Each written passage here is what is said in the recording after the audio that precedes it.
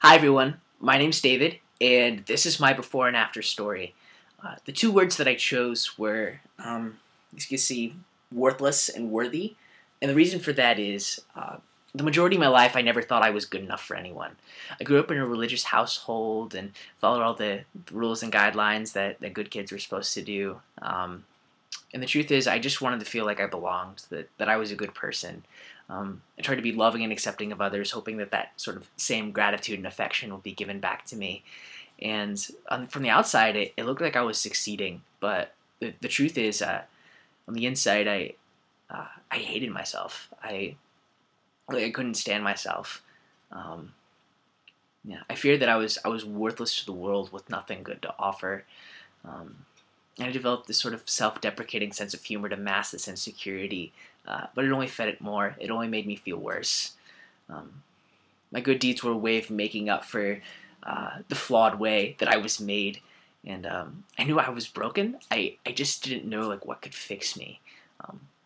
And all during this time, I would have said that I was a Christian. I would have said I would believe in God, but God was some sort of mystical creature that moved in and out of people's lives. Sort of like a breeze, moving around whatever he wanted because he was God. He could do what he wanted. And I never thought God took an interest in me. I never thought that, God cared for my concerns or problems. I was so small. I was so insignificant. Surely God has something bigger and better to do with his time than to care about whatever was going on in my life. And the other thing I believed is, I don't even like myself. Why would God feel any different about me? And that's sort of the way I came into freshman year of college at Illinois State.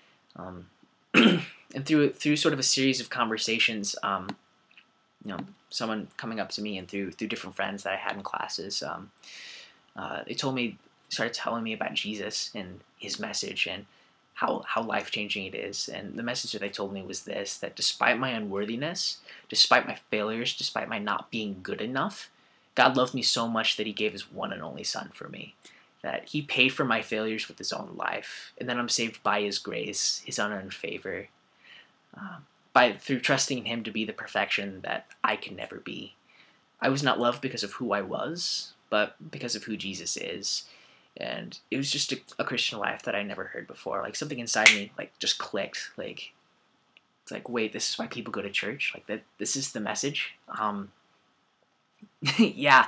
And through a series of times, just meeting up with dudes and talking with them, going to Bible study for the first time, talking with dudes, being around men, that Jesus was the most satisfying and the most, their love for Jesus just overflowed into everything they did, and had a huge impact on me. Yeah, so anyway, that was the end of fall semester. In the spring semester, I went home, or for winter break, I went home, and I fell into sort of all the same pitfalls that I did, same feelings of discontentment that I had. I fell back in just this pit of despair, and that's where the full truth of what Christ had done for me finally made its full impact. So I came back the first week of January for the spring semester, and on the third floor of the Bowen Student Center, I find myself fumbling over the words to accept Christ into my life.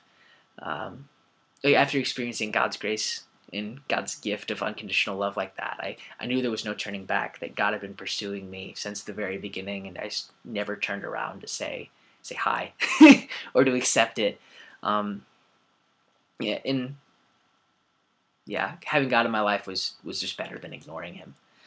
In a weird way, it really is true that I can never be good enough, that there's nothing more I can do to please God than what he's already displayed on the cross.